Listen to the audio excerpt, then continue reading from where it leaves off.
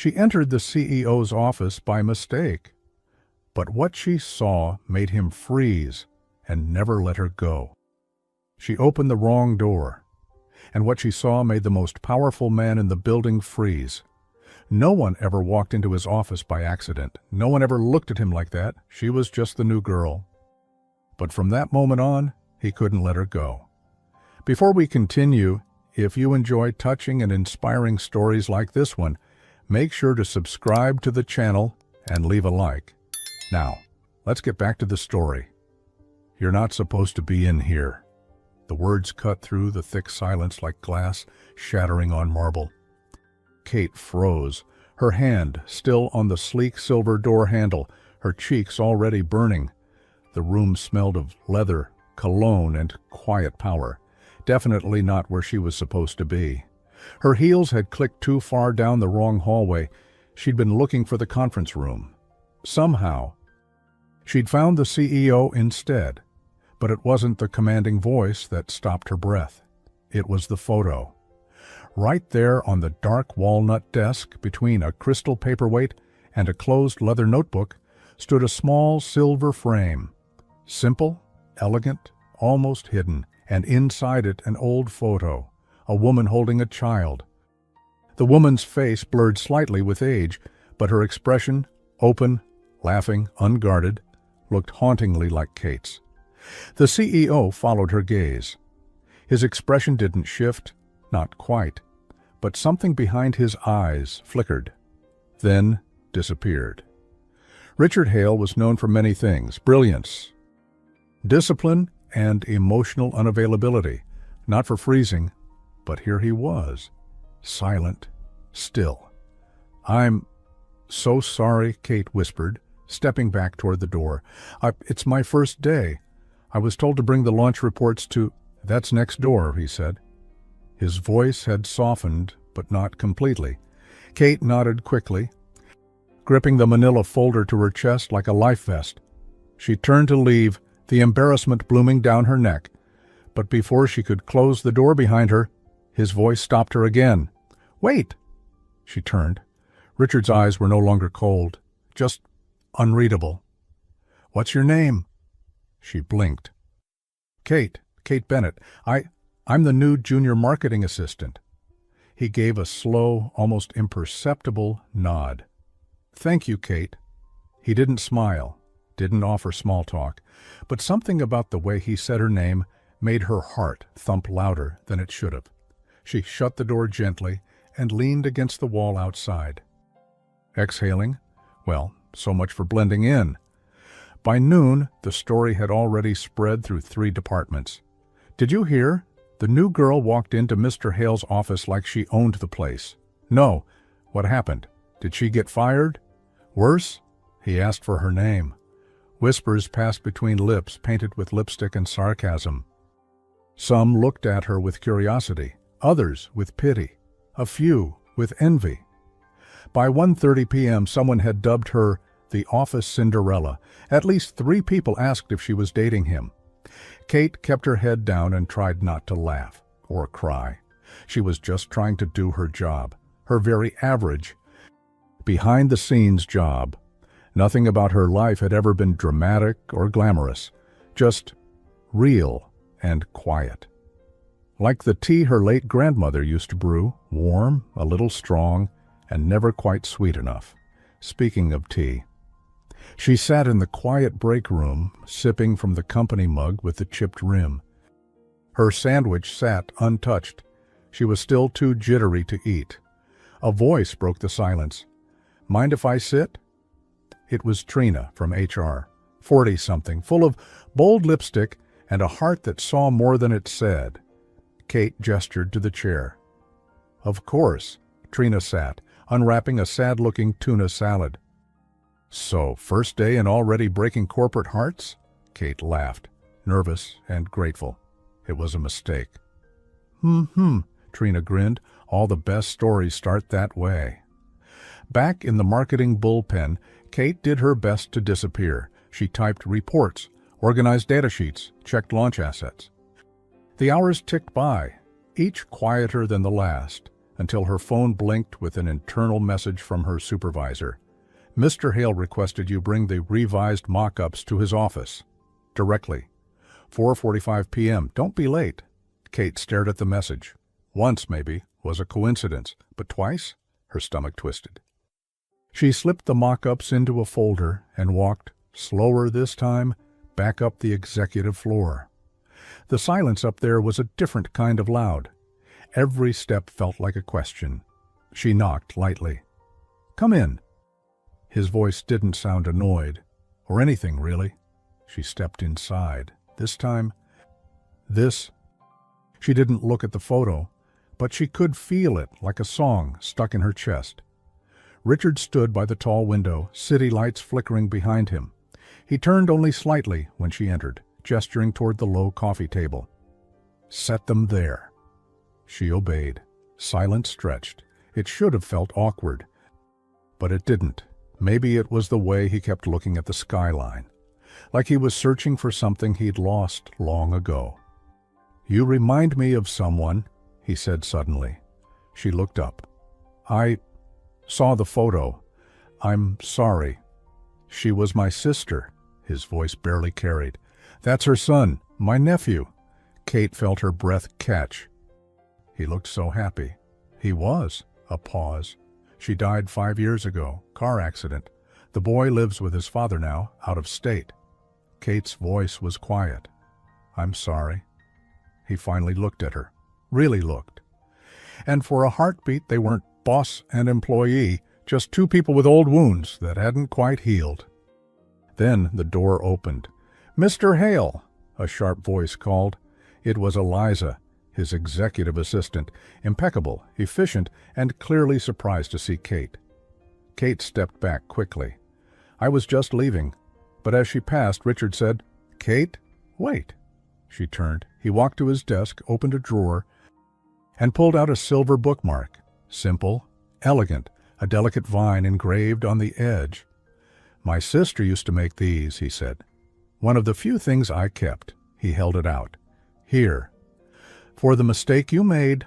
That wasn't really a mistake. She took it carefully, almost afraid to touch it. I can't accept this." "You already did," he said quietly. Kate stepped out into the hall, the bookmark warm in her palm, her heart beating somewhere far too high in her chest. As the door clicked shut behind her, she didn't see Eliza standing perfectly still in the office, nor did she hear the faint buzz of a phone camera just around the corner, quietly capturing something it shouldn't. Kate sat on the edge of her bed, still in her cream skirt and light blue blouse, the silver bookmark resting in her open palm. It caught the lamplight, delicate vines twisting along its edge, soft but precise. She turned it over once, then again. Why would he give her something so personal? The gesture hadn't felt romantic, but it hadn't felt formal either. Not exactly. It felt like something left unsaid. A small weight pressed into her hand, not just out of kindness, but recognition. Recognition of what, though? She tucked the bookmark inside the novel on her nightstand, a weathered copy of Little Women she reread every winter, and closed the cover gently. Kindness never walks in on purpose, she thought. Well, whatever she'd walked into, it clearly wasn't going to stay quiet. The next morning, the shift in energy was instant. When she stepped off the elevator, it felt like the air had a temperature, and she was standing in the middle of it. Conversations stopped a beat too early. Smiles were stiff. One woman from finance offered a half nod, then whispered something to the woman beside her. Kate kept walking. She passed the conference room where she'd been headed yesterday, now unmistakably labeled in clean silver letters, and forced herself to smile at her reflection in the elevator glass. She looked the same, but clearly something had changed. At 10:30, Trina appeared with 2 coffees and dropped into the chair beside Kate's desk like they were old friends. "Guess what?" she said, placing a warm paper cup next to Kate's keyboard. "You're trending." Kate winced. "What did I do now?" Trina took a sip, watching her over the rim. You were seen coming out of Hale's office yesterday. Eliza was also seen not thrilled about it. Kate blinked. That's nothing. He gave me a bookmark. Trina choked slightly on her drink. A what? A bookmark, Kate said, reaching into her purse. She hesitated, then showed it, just briefly. Trina narrowed her eyes at the delicate silver. Well, that's, strangely poetic.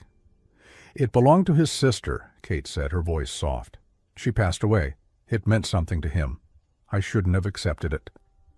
But Trina shook her head slowly. Maybe it meant something to you, too. Don't discount that. Before Kate could respond, Eliza strode past, perfectly dressed, perfectly unreadable, her heels tapping like punctuation marks on polished tile. She didn't look at Kate, but Kate felt it. The silence was no longer awkward, it was sharp.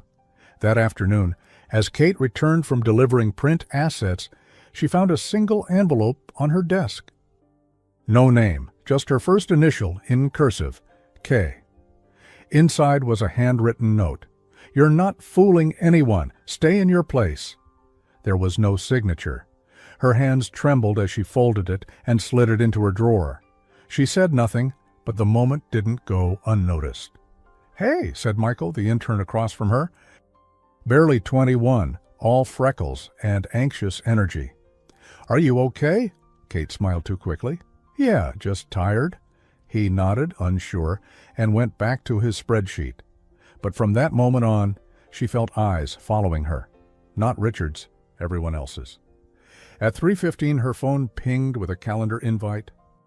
5-minute check-in, R. Hale. No location, just the time. She hesitated. 5 minutes. She took the elevator at 4:29. This time, his office felt different. Richard was standing by the bookshelf, sleeves rolled to his forearms, reading something leather-bound and dense. When she entered, he didn't look up immediately. Close the door, she did, gently. I didn't mean to cause problems, she said quietly. He turned. You didn't. I think someone left a note on my desk. His brow furrowed slightly.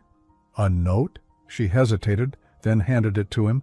He read it once, twice. His jaw tightened. I'll handle this. There's nothing to handle, Kate said quickly. I didn't want you to think I was manipulating me, he asked, gently. Kate looked away. I didn't know who you were when I walked in. Richard set the note down on his desk and reached into the bottom drawer, the same one where the bookmark had come from. This time, he pulled out something else. A small blue velvet box. Kate's breath caught. I'm not giving you jewelry, he said with the faintest ghost of a smile.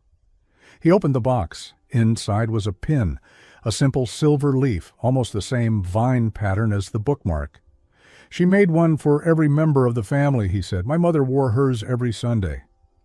Kate stared at it. Why are you showing me this? Because someone is trying to intimidate you, he said, and they should know you're not alone. I don't belong in your world, she said, her voice soft but steady. He didn't answer that. Instead, he placed the box gently on the desk between them. Wear it. Don't wear it. It's up to you. There was a long pause. Kate picked up the pin. Her fingers brushed the cool silver. I'll think about it, he nodded. That's all I'm asking. She turned to leave. Her hand was on the door, then stopped. A quiet voice behind her. Eliza's not the one who took the photo. Kate turned slowly. Photo? Richard's expression was unreadable again. Someone took a picture of you, leaving my office. Her stomach dropped. How do you know? Because this morning, someone sent it to our board.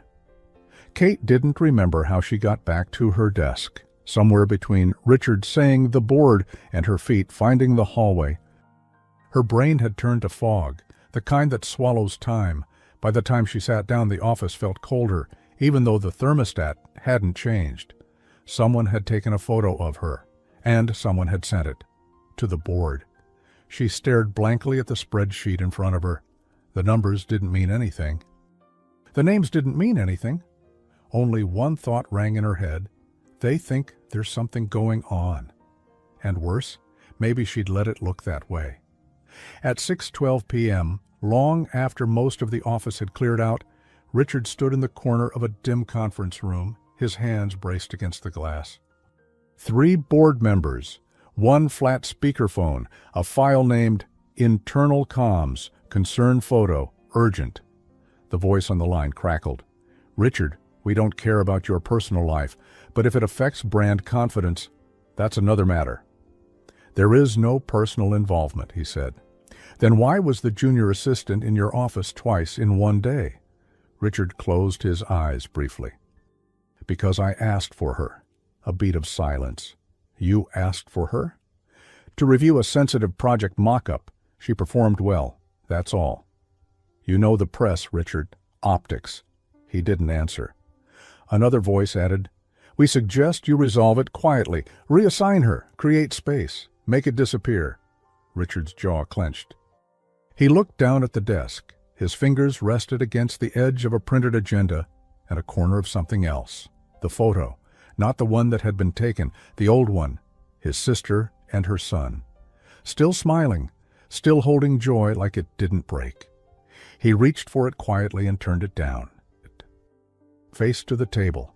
"I'll handle it," he said at last. The next morning, Kate arrived early. Too early. The office was still quiet, that liminal hour where the carpet still held yesterday's footsteps, and no one had put on their work faces yet. She made herself tea in the break room, peppermint, too strong, and sat with both hands wrapped around the mug. She wasn't sure if she was angry, or afraid, or just tired. Tired of being looked at like she was something she wasn't. She reached into her bag, searching for a pen, and her fingers brushed metal, the bookmark. She pulled it out slowly, and, for reasons she couldn't explain, she placed it inside her company notebook. Like armor. At 10:07, her manager called her into a side meeting. Nothing formal, just awkward. "Hey, Kate," said John, shifting in his seat. "So, there's been some chatter." Kate nodded. "I know." "It's not about fault, okay? Just optics. Leadership's asking for a little space between departments while it calms down." "I haven't done anything wrong." "I know," he said quickly. "You've actually done great. It's just, look, I'm supposed to tell you not to go up to Hale's floor for a while, unless it's, like, absolutely necessary." Kate blinked. "You're grounding me?" He winced. "Not you. The situation." By noon, the silence had changed flavors. No more whispers, just distance. Emails stopped CCing her on things she used to be part of. Meetings were rescheduled without her. At lunch, even Michael from across the aisle looked unsure whether to sit near her. Trina, bless her, came over anyway. 2 cups of soup this time, lentil, and something she called emotional recovery. "They're scared of him," Trina muttered between bites. Kate stirred her soup slowly. "Why?" "Because he doesn't answer to anyone, and now for once he's showing interest in someone who isn't already in his circle." Kate laughed bitterly. "If that's what this is, I wish he hadn't." Trina paused. "Do you?" Kate didn't answer, but when she looked down at her notebook, the silver bookmark glinted softly in the corner. She closed it. It was after 6 again, when Kate heard her name. She'd been finishing a report, half thinking about what leftovers might be in her fridge, when the voice startled her. "Kate?" She turned. Richard stood just past the cubicle divider, looking distinctly out of place among the bland office lighting and cluttered desks. No one else was around. Most had left early for some company happy hour. "I need a moment. Walk with me?" Kate hesitated. "You're not in trouble," he added quietly. She followed him. They ended up outside. In the quiet rooftop garden, most employees forgot existed. The air was crisp, and the sky was blushing orange. "I'm sorry," he said simply. "For what?" "For letting this happen, for letting you take the hit." She looked at him. "You didn't send the photo." "No, but I let it circulate, and I didn't shut it down fast enough." Kate exhaled, her hands tucked into her coat pockets. It's not your job to protect me. He looked at her fully. Isn't it? A beat. You gave me something personal, she said. That bookmark, it wasn't nothing. No, it wasn't. I don't want to be someone's mistake. You're not, he said. Then softer. But I might be. Kate's breath caught in her throat. Then he reached into his inside coat pocket and pulled something out, folded neatly in thirds, a printed photo of her leaving his office. He held it out. They wanted me to reassign you, distance, make this disappear. And? I told them no. She stared at him. Why? He looked down at the photo, then back at her. Because I haven't forgotten the look in your eyes the first time you saw her. He didn't mean Eliza. He meant the photo, his sister. There was a long, still moment between them. Wind caught the corner of the paper in his hand. Then he did something no one would have expected. He handed her the photo. You decide what to do with it. Kate held the photo between her fingers, the corner lifting ever so slightly with the breeze. The image was sharp, clearly her, clearly leaving his office, clearly alone. Too easy to twist into something it wasn't.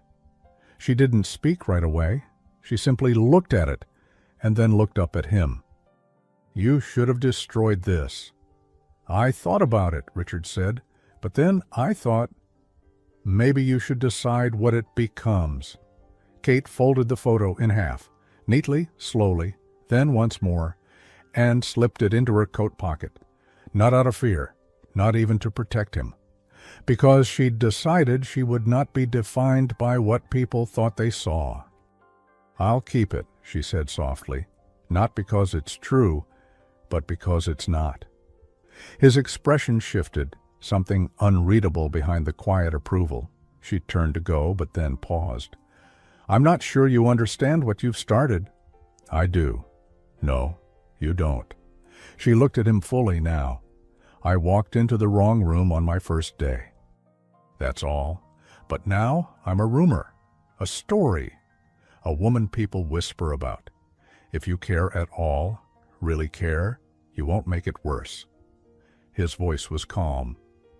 What if I want to make it better? Kate shook her head. Then start with yourself. And she left him standing there under the soft glow of a rooftop lamp, holding nothing. Back at her desk, a sticky note was waiting. Conference room B, now. Kate's heart sank. Eliza. She found her there, alone, arms crossed, expression unreadable. Kate stepped in and closed the door. I'm not here to fight, she said. Good, Eliza replied, because I don't have the energy. The older woman sighed, took off her glasses and gestured to the chair. Kate sat. There was silence between them. Then Eliza said something Kate didn't expect. I was the one who mentored Richard when he first stepped into his father's role. He was 28, raw, angry, untrusting. Kate blinked. He doesn't seem... No, he doesn't. That's because I taught him how not to. Kate said nothing. Eliza leaned forward. I've spent 10 years keeping his world controlled. Now you show up, and in 1 week, I see him distracted, slipping, softening. Is that a bad thing?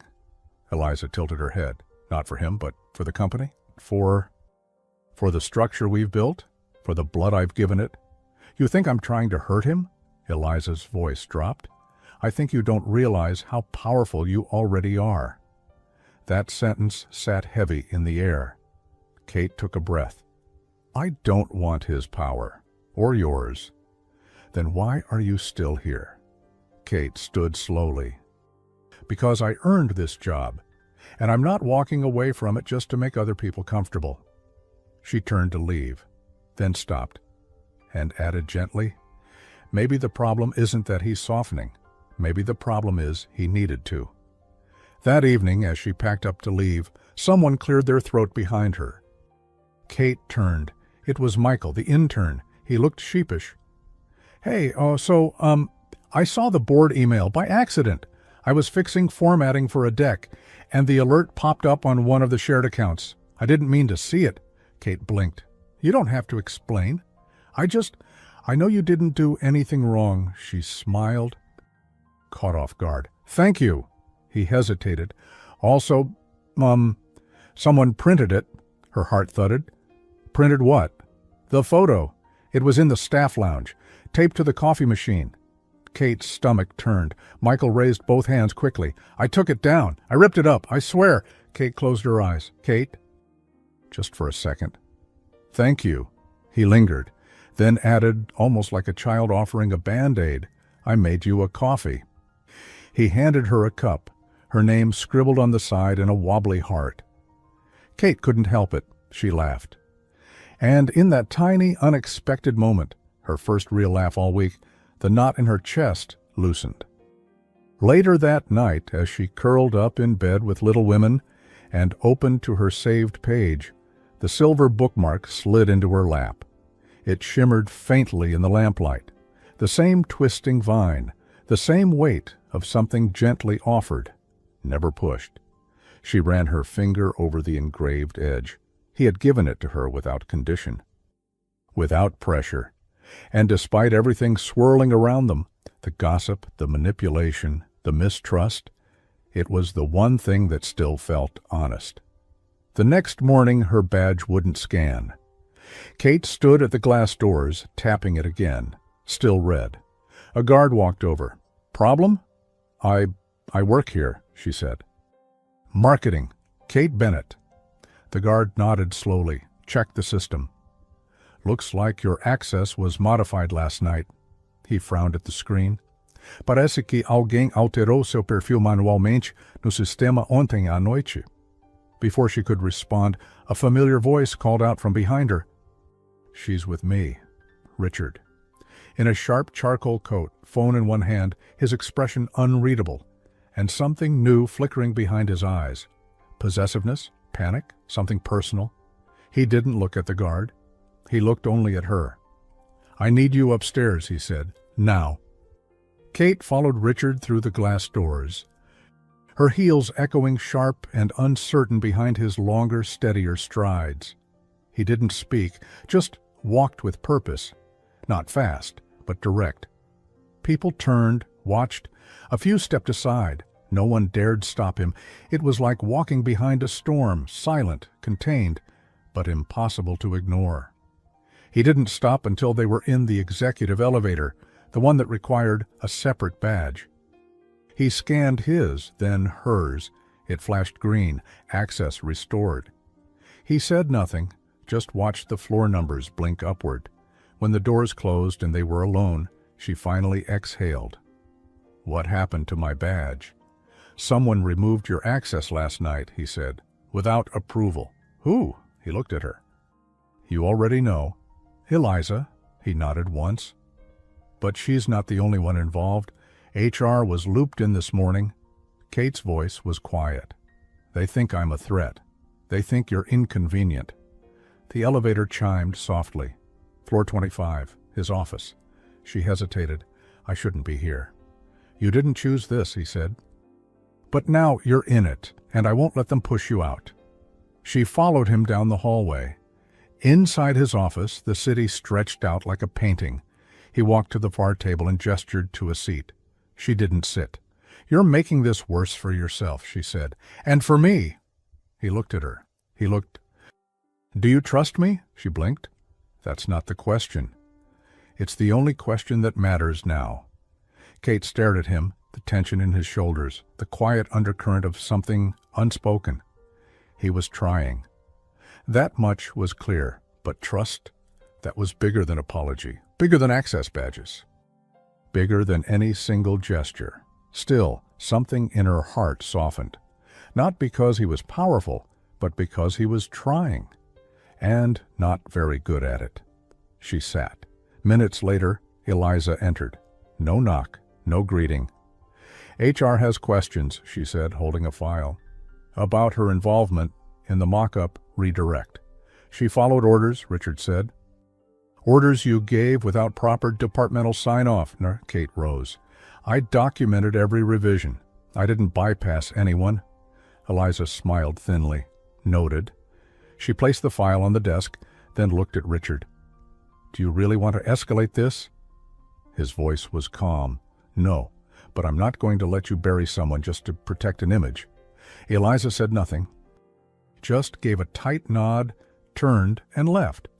The door clicked shut behind her like a closing statement. Kate stood very still. "She's going to win." "She already lost," Richard said. "She just doesn't know it yet." That afternoon, Richard asked Kate to review a series of new brand visuals. It was the first time she'd been asked to weigh in on anything beyond spreadsheets. She said yes. They sat side by side in the smaller project lounge, not his office, not a boardroom, just a quiet space with gray walls and old coffee stains on the carpet. Still, the air felt different. He handed her a folder. "Don't sugarcoat it." "I won't," she said, flipping the first page. "This font looks like it's trying too hard," Richard laughed. Not a full laugh, more like a short breath through his nose, but it was the first time she saw him genuinely amused. "Trying too hard," he repeated. "That sounds familiar." Kate looked up. "You're not very good at pretending you don't care." "Is that what I'm doing?" She smiled. "I think so." A silence settled, comfortable, and just as she turned the next page, a visual featuring a polished silver frame, she stopped. Her hand froze, because the frame in the mock-up was identical to the one on Richard's desk, the one with the photo of his sister. He noticed. "She designed it," he said. "That frame." Kate looked up. "She was a product designer before she passed. I've been trying to relaunch some of her original sketches through the Hail Home line." Quietly. Kate's voice was soft. "You never told anyone that?" It felt like if I said it out loud, she'd be gone for real. He looked down. "But you saw her. You looked at that photo, like you'd been there." Kate didn't respond, just reached into her notebook and slid out the silver bookmark. She placed it gently on the table, between them.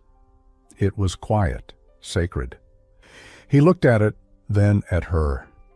And for the first time, there was nothing professional between them. Only grief, and understanding, and something else they didn't have a name for yet. "Mr. Hale?" The spell broke as Eliza's voice crackled through the intercom. He tapped the speaker. "Yes? There's someone here from legal. Something about employee conduct protocols." He sighed, stood, and walked to the door. "I'll be 5 minutes." Kate nodded, suddenly aware she was still holding the mock-up packet, her heart beating a little faster than it should. As he opened the door, he turned back toward her almost casually. "Don't go far."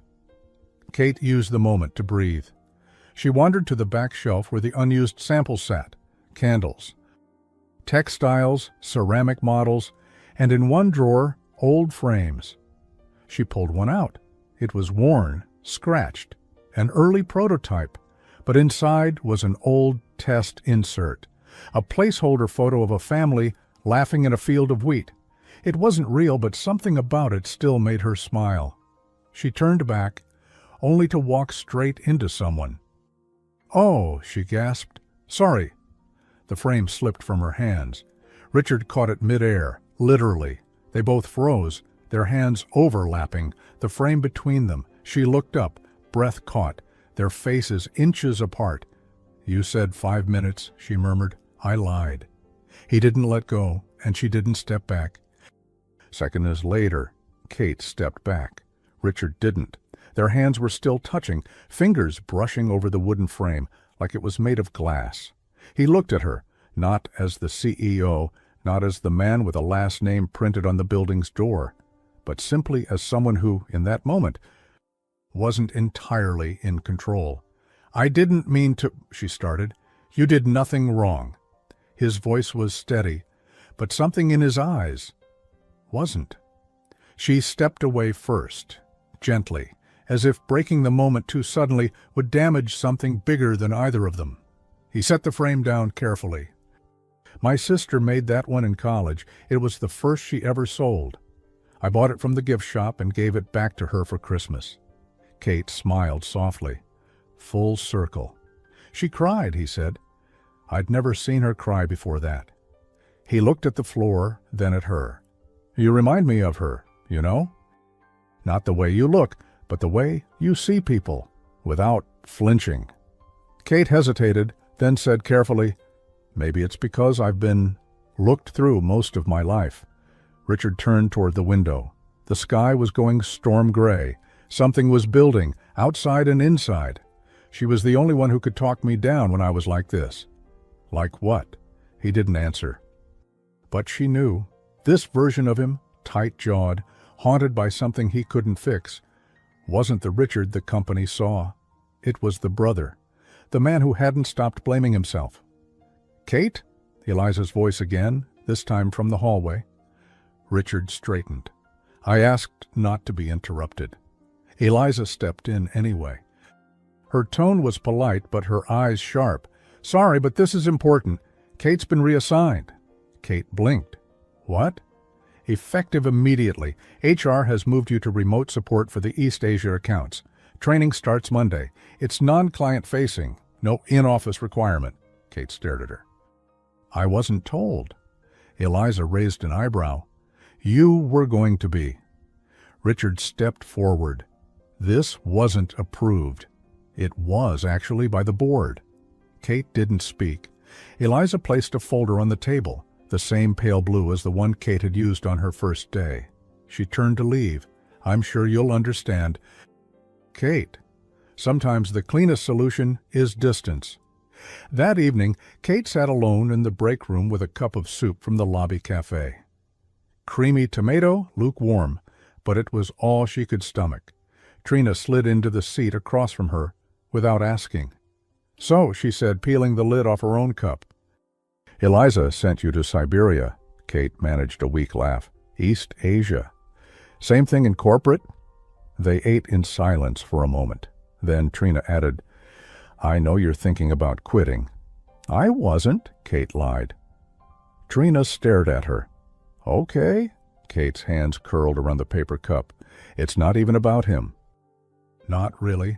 It's about being erased, like I was never here." Trina's voice softened. "I see you, and so does he." Kate shook her head. "That's not enough." She reached into her notebook and pulled out the silver bookmark. It had been her quiet totem. Now it felt heavier, almost like it had absorbed the weight of everything unsaid. "I think he gave me this because he thought it would remind me I mattered," she said.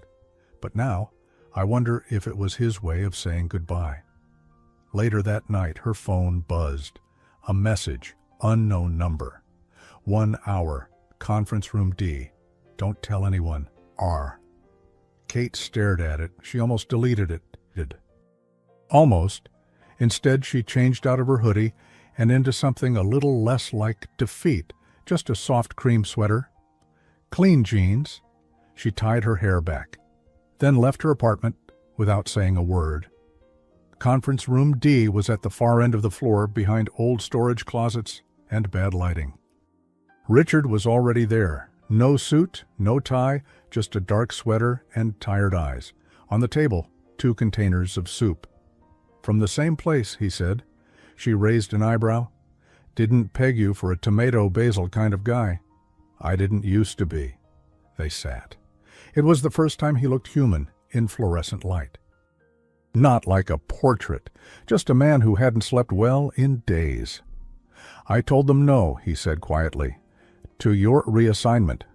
And they ignored you." "They didn't say no, they just did it." Kate sipped her soup. "So what now?" He didn't answer.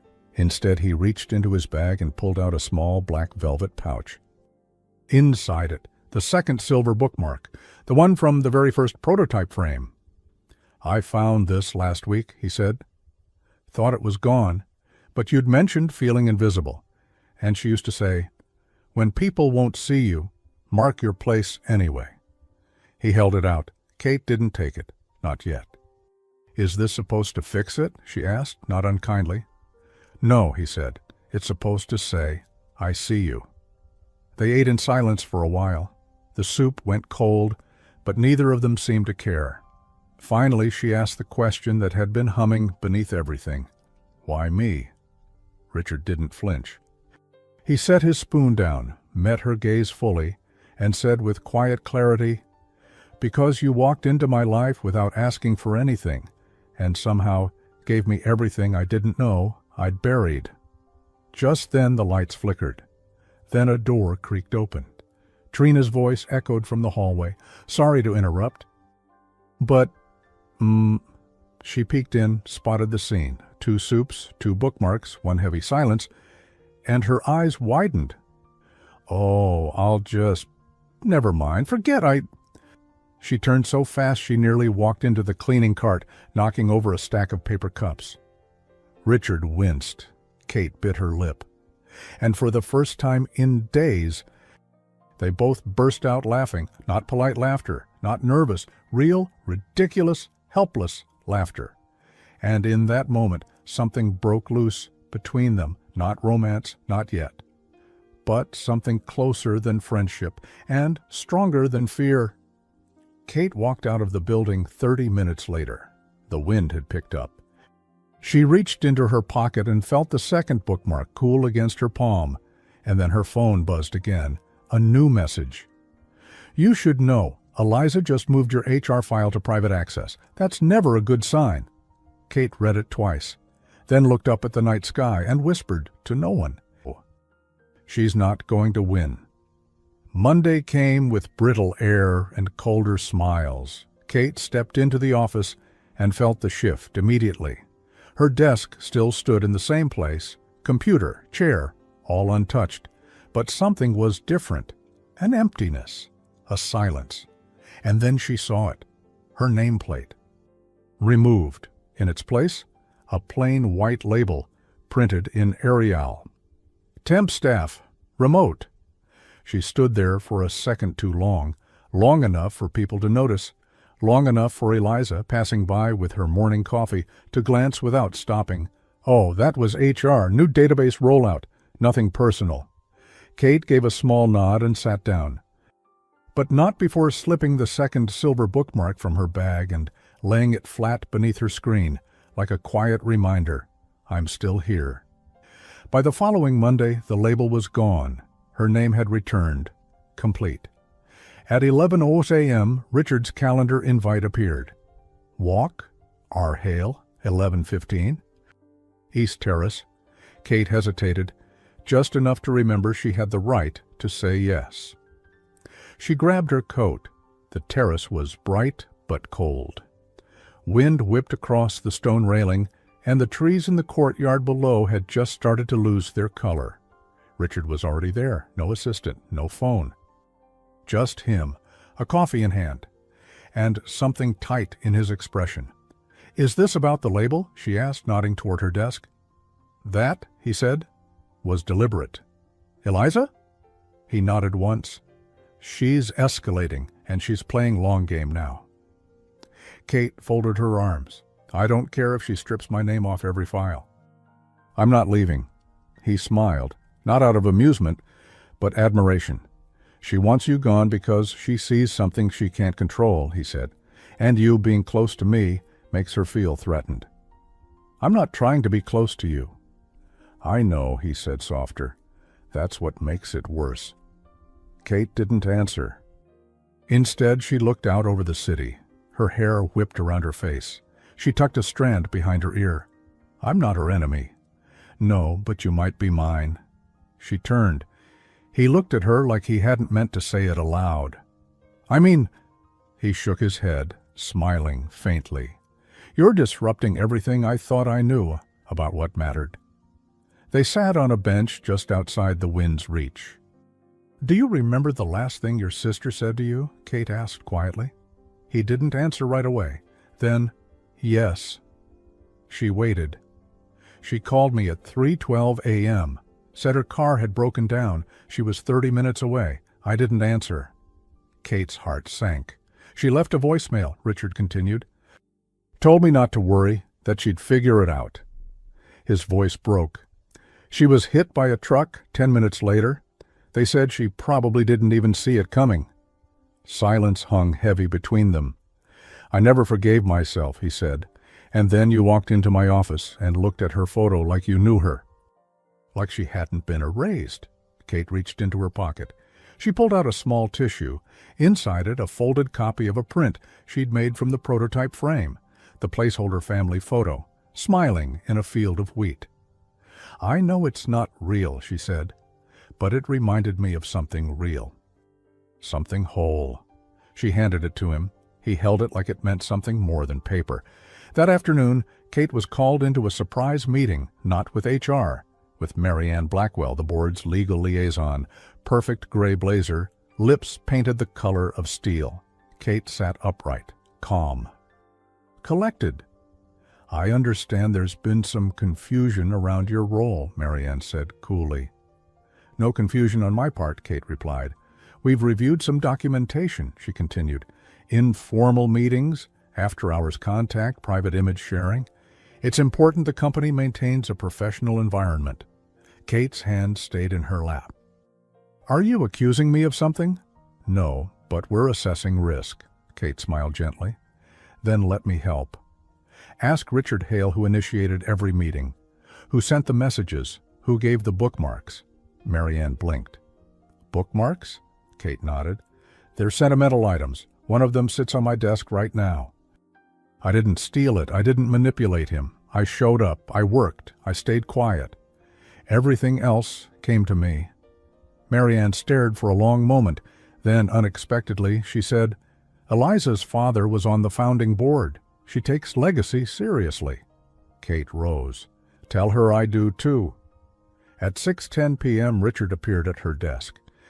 He didn't say a word. He just placed something gently beside her notebook, a small velvet pouch tied with a thin navy blue ribbon, the same color as his suit jackets. She looked up. He said, "You left something in the project lounge." "I know." "I kept it," he said, "not to hold it hostage, just to keep it close. I'll give it back when the time is right." She touched the ribbon lightly. "Why tell me now?" "Because you've earned the right to know it's safe."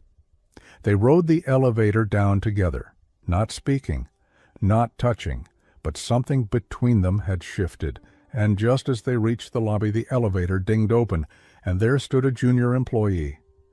No more than 20, holding a phone, recording, not discreetly, boldly. The moment froze. Kate took a slow breath. Richard stepped forward. The kid flinched. Richard said nothing, just held out his hand. The phone was surrendered, the screen still open. Kate saw it, just before Richard turned it off. A grainy live video titled CEO Hale plus Mystery Girl, After Hours Elevator Ride Number 3. Kate stared at the phone screen, the elevator doors still open behind her. Mystery Girl, CEO After Hours, office affair. No one said anything, not Richard, not the kid who'd filmed it. Just the video, still buffering in her mind, blurring her face into something cheap and scandalous. It wasn't the kiss people imagined. There was no touch, no confession, just a man and a woman sharing space in silence. But that, apparently, was more than enough. The video spread fast. By 10 a.m. the next day, it had been scrubbed from official platforms. But not before half the company had seen it, shared it, zoomed in, invented stories. Kate's inbox was flooded with clarification requests from HR. "We'd like to understand the nature of your relationship. Were you aware you were being recorded? Do you believe your presence in the elevator was in any way inappropriate?" She answered all of them the same way. "No, I was invited. I did not initiate contact. And no, I don't believe standing in silence with someone warrants an investigation." Still, the questions kept coming. So did the stares. Richard, for his part, didn't flinch publicly. He entered meetings with the same quiet force, gave directives with the same calm, but something behind his eyes was different, tighter, focused, protective. At noon, he texted her. They called a private board meeting. 2 p.m. I'll speak first. I'm not letting this spiral on you. Kate read the message twice, then typed, "Don't defend me. Tell them the truth." Tell. All of it. I intend to. At 1:45, Trina found Kate in the copy room pretending to collate. She handed her a thermos. Lentil, again? Kate smiled faintly. Your soup choices are alarmingly consistent. You're not getting chicken noodle until you're cleared of character assassination. Kate held the thermos with both hands. Do you think I've ruined everything? No, Trina said. I think you're being tested, and that's different. A beat. Then Trina added, You know, you're not the first woman to catch Richard Hale's eye, but you are the first he's ever let close. Kate blinked. How do you know? Trina smiled. Because I've worked here 10 years. I notice things, like how he used to never talk about his sister. Now? He keeps her photo out in full view, doesn't cover it up when guests walk in. Kate looked down at the silver bookmark, now clipped inside her notebook like a seal. He gave me this before he even knew what it meant, she said softly. I don't think either of us saw it coming. Trina tilted her head. Love rarely sends a calendar invite. At 2 p.m. sharp, Richard walked into the boardroom. He didn't bring notes, didn't bring Eliza. Just a small frame in his hand, his sister's photo. He placed it on the table, then he spoke. I'm not here to deny anything. Murmurs, he continued. I've built this company's image on control, precision, and quiet. I've kept my personal life sealed because I thought it made me stronger. But the truth is, I've been leading from a place of grief, not power. A pause. I lost my sister, and in losing her, I lost my ability to let people close. Then someone walked into my office, by mistake, and looked at that photo like it mattered. He looked around the room, met every pair of eyes. There's no misconduct here, no affair, no favoritism, just a man remembering what it feels like to be seen. Meanwhile, Eliza stood alone in her office, watching the live stream on her screen. She said nothing, but her hand, perfectly manicured, curled into a fist. Then, with quiet precision, she clicked off the screen and opened a new file. Offer for voluntary resignation. K. Bennett. Kate waited in the break room. Kate waited in the, sipping lentil soup. She didn't pace, didn't scroll. Instead, she opened her notebook and ran her thumb along the edge of the bookmark. Mark your place, she whispered, even when the story's messy. At 3:22 p.m., Richard found her, not in his office, not in front of people, just there, sitting. Waiting. He didn't speak, just sat down beside her, elbows on his knees. Did you tell them? Everything, he said. And? They listened. Kate tilted her head. That's rare. I think they were tired of pretending I was perfect. A silence. Then he looked at her. Really looked. His voice low. I don't know where this goes. Kate, I'm not good at people or feelings or knowing when something is safe. She nodded slowly. I'm not asking you to be sure. I'm just asking you not to lie. I won't, he said softly. A pause. Then, with almost no warning, no music swelling, no dramatic wind, he reached for her hand, just held it. Gentle, solid. It wasn't romantic in the movie's sense, but it was more real than any kiss. And Kate? She didn't pull away. Later that evening, Kate received an email. From Eliza, subject, voluntary exit package. Kate, in light of recent events and for your own peace of mind, we've prepared an offer we believe is both generous and discreet. Accepting would prevent further exposure and allow you to exit gracefully. No reputational harm, no press, just quiet. Please consider. E. Kate stared at the screen, then quietly reached for her phone. She scrolled to her photos, to the picture of Richard's sister, to the frame prototype, to the coffee cups, to the bookmark resting on his desk beside his hand. She opened a new email. To Eliza@RaymondHalecorp.com. Subject, response to offer. Eliza, I appreciate your concern, but I don't need to leave quietly. I wasn't quiet when I earned this role, and I won't be quiet now. Kindly remove the offer. Best, Kate Bennett. She hit send, and for the first time in weeks, she felt like she'd arrived. By the end of the week, something strange began to happen. Kate noticed it in the smallest things. The way someone from legal offered her a fresh cup of coffee, not out of pity, but without sarcasm. The way the team lead from branding, who hadn't looked her in the eye since the video, stopped by to ask her opinion on a color choice for a major pitch. The way two executive assistants, passing her in the hallway, lowered their voices, not in gossip, in respect. No one said it aloud, but something had shifted. Kate Bennett, the girl from the elevator, had become something else entirely, not a scandal, not a cautionary tale, a symbol. She hadn't disappeared when the whispers came. She hadn't lashed out or cried in the bathroom or begged to be transferred. She just stood. And somehow that had become its own kind of strength. Richard hadn't texted in days. He didn't need to. He showed up. Sometimes it was silent, a nod across the hallway, a folder dropped on her desk, a note clipped to a revised mock-up. You were right about the font. I never say that twice. Other times it was a presence, passing her in a meeting and touching her shoulder so gently it could have been nothing. Except it wasn't. Each gesture was small. Each one said the same thing, I see you. She kept his post-it inside her planner, just beneath the silver bookmark, both tucked under the week of the elevator video, like she was claiming the moment back. Friday afternoon she was added to a meeting invite. The room was strange, boardroom 6C, not used for anything serious. The chairs didn't match. The lighting buzzed faintly overhead, but when she stepped in, she froze. Trina was there. So was Michael, the intern. And two more junior team members she barely knew beyond glances at the coffee machine. They all stood when she walked in. Kate hesitated. Is this a meeting? No, Trina said. It's a moment. Michael nodded awkwardly. We just wanted to say thanks for staying. Kate looked around. I didn't think I had a choice. You did, Trina said. You had every excuse to vanish. You didn't.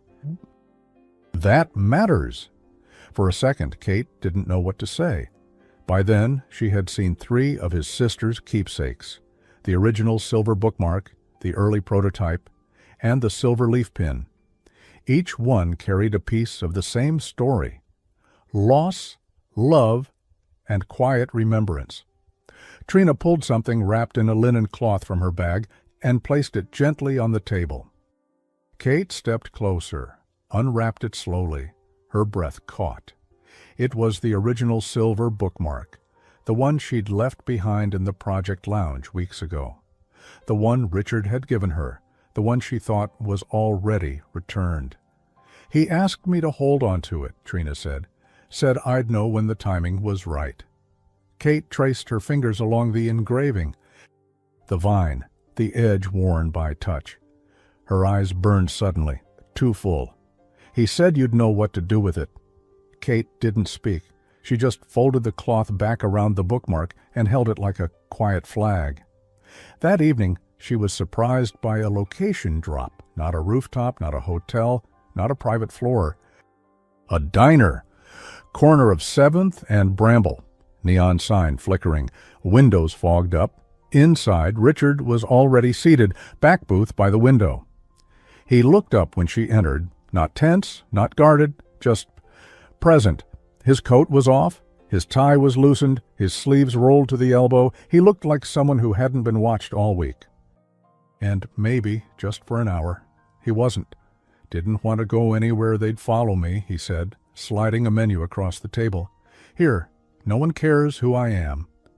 I like that, Kate said, taking the seat across from him. You need that.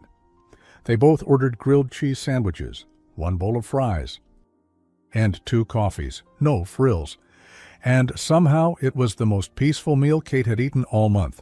They didn't talk about the company, or Eliza, or the video. Instead, they talked about the ordinary things, shows they never finished, books they meant to read. Richard confessed he did crossword puzzles in pen. For the thrill of it. Kate admitted she still didn't know how to ride a bike. At one point, their hands reached for the same fry. They laughed. He let her have it.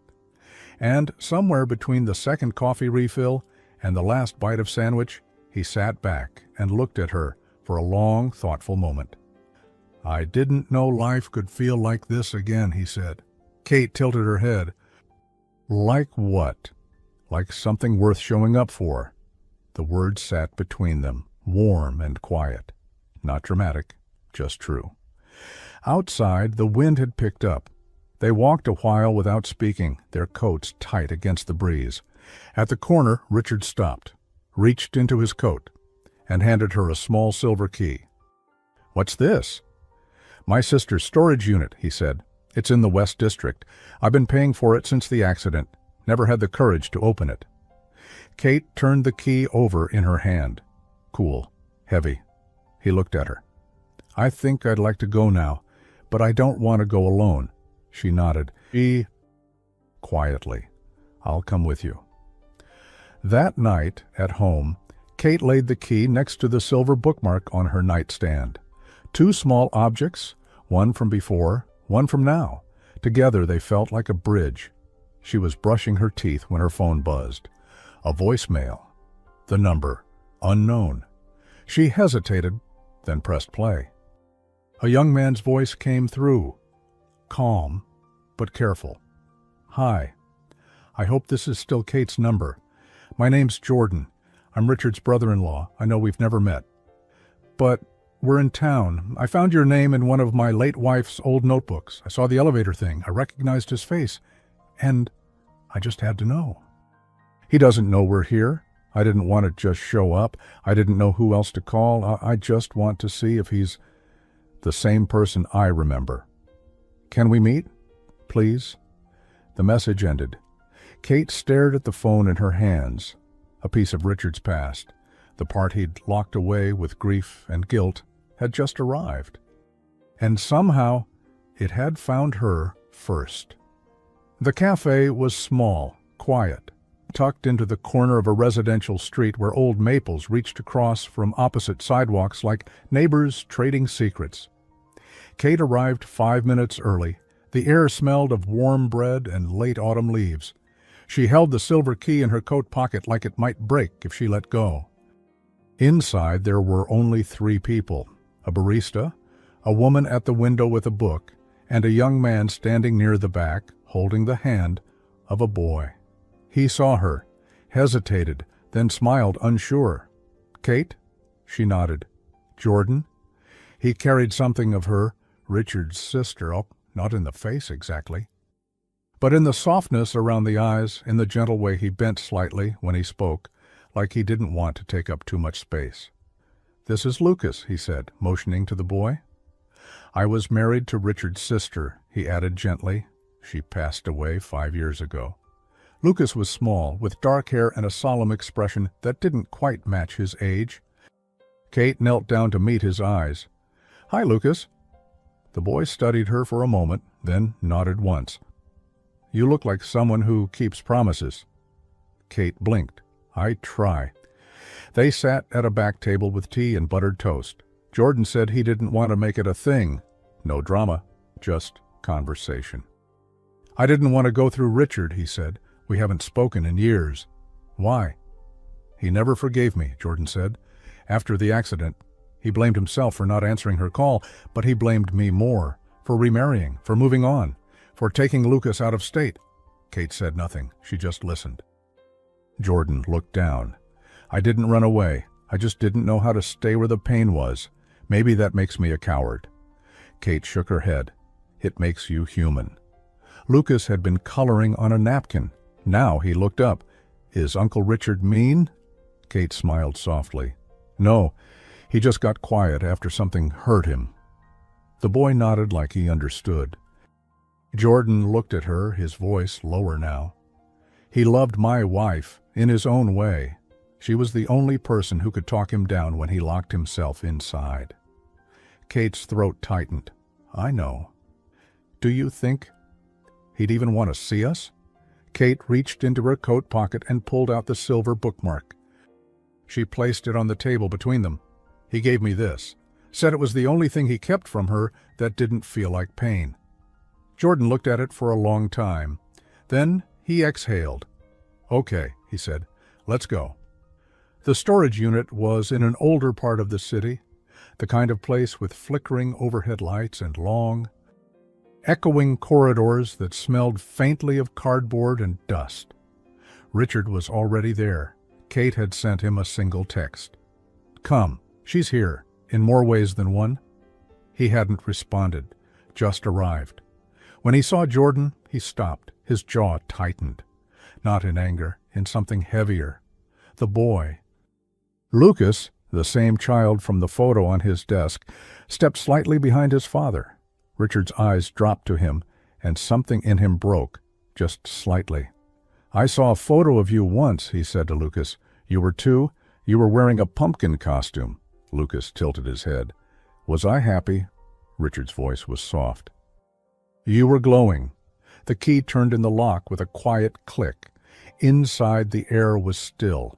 Time lived here. Boxes, fabric swatches, tools, sketchbooks, a broken lamp, a basket of dried flowers, one pair of earrings still in a dish.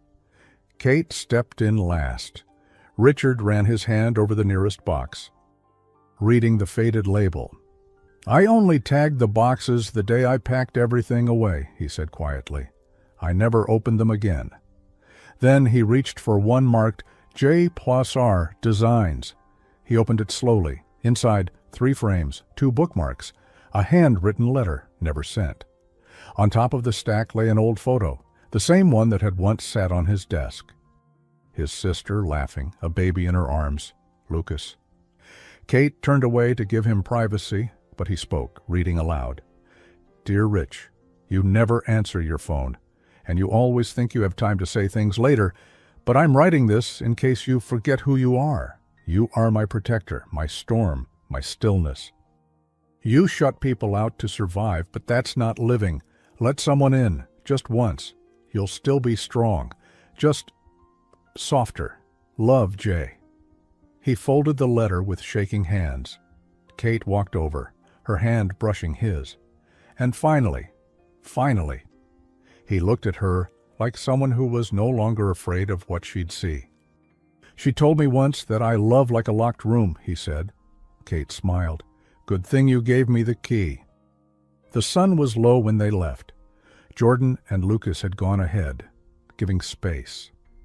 At the bottom of the stairs, Richard paused, his voice barely above a whisper. "You asked me once why I gave you the bookmark." Kate nodded. "I didn't know then," he said, "but I do now." She turned to him. "It wasn't about my sister or the past. It was because I saw something in you I never saw in myself." Her breath caught. He stepped closer. It was hope. No dramatic music, no camera flashes, just air and honesty, and then he kissed her. Soft, certain, no performance, no hesitation. She kissed him back, because nothing about it was complicated, only earned. Later, as they walked back to her car, he tucked the bookmark into her hand again. "Keep it," he said. "It started with you." Kate smiled, but then her phone buzzed. She checked the screen, and her face changed. "What is it?" he asked. She turned it toward him, a breaking news alert. "Internal Hale Corp documents leaked. Ethics inquiry imminent. Board expected to take swift action." She looked up. Richard's face had gone cold again, but this time, not from fear, from resolve. "Ost." The boardroom was too quiet. Not the silence of nerves, the silence of something about to break. Kate stood near the door, hands clasped loosely in front of her. She wore a navy blouse, nothing bold, nothing flashy, just calm. Her hair was pinned back, not to impress, but to not apologize for being here. On the screen, the documents blinked. Leaked messages, conversations taken out of context, an anonymous tip alleging favoritism, internal misconduct, emotional entanglement. It was thin, twisted, half-truths packaged a scandal. But it had been enough to prompt a closed-door emergency meeting. Eliza sat at the far end, poised as ever, her expression unreadable. Richard stood calm but cold, the weight of leadership heavy in the set of his jaw. Kate hadn't been invited, but she'd come. She didn't need a seat at the table. She'd brought her own voice. "Let's begin," said Marianne, the board's legal rep. "We've all seen the leaked material. We are not here to shame, only to clarify facts and preserve Hale Corp's values." Richard raised a hand. "I'll speak first." Marianne nodded. "Of course." Richard didn't move to the center. He stayed exactly where he was. "This company was built on legacy, discipline, image. I've upheld that for years, even when it meant sacrificing my own peace." A pause. "But something happened this year, something I never planned. Someone, through no fault of her own, reminded me what real leadership looks like." Now he looked at Kate. Not power, not silence, but courage in the middle of chaos. He turned back to the board. "There has been no misconduct, no favoritism, only a connection, quiet, human, and, yes, deeply personal, that reminded me what we stand for: innovation, integrity, and truth." The room stayed still. Then a voice cut through it, Kate's. "May I?"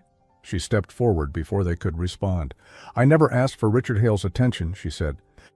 "I walked into the wrong room on my first day, that's all." Her voice was steady. "But I stayed.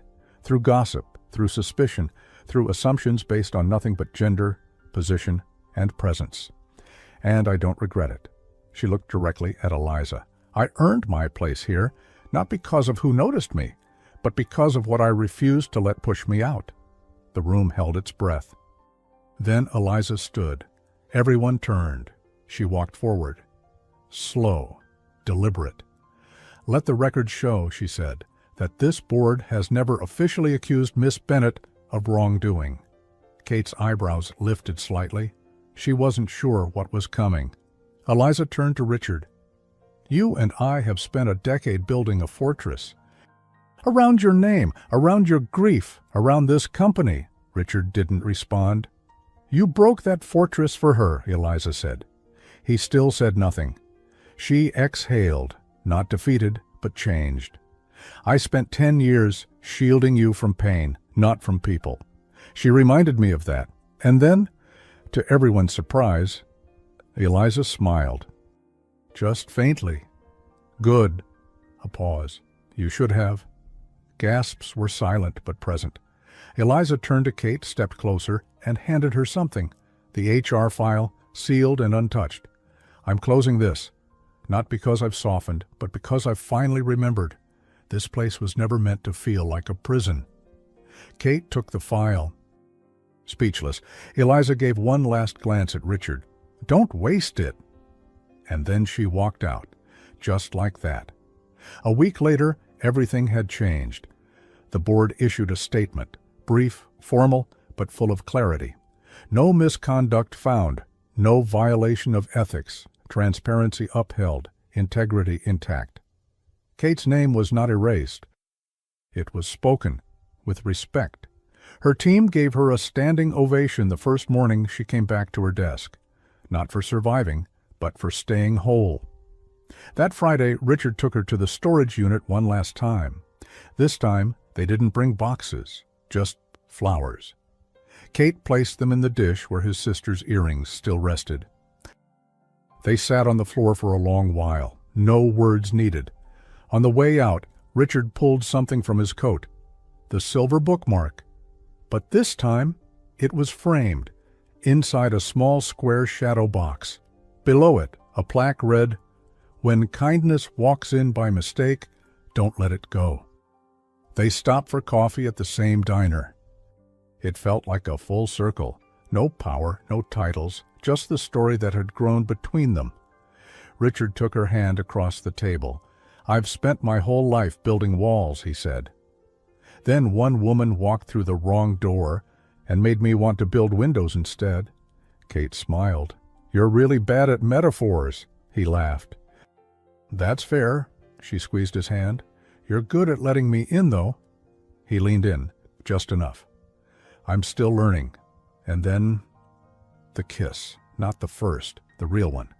Slow, certain, and full of everything they had both lost and found. Months later, Kate stood at the Hale Corp Winter Gala. No longer a junior assistant, no longer that girl from the elevator. She was head of creative development, her ideas on banners, her quiet strength now a model. People asked her about the gossip, the story, the rumors. She always answered the same way. I walked into the wrong room and found everything I didn't know I was looking for. Sometimes, the door you weren't meant to open is the only one that leads you home. The end.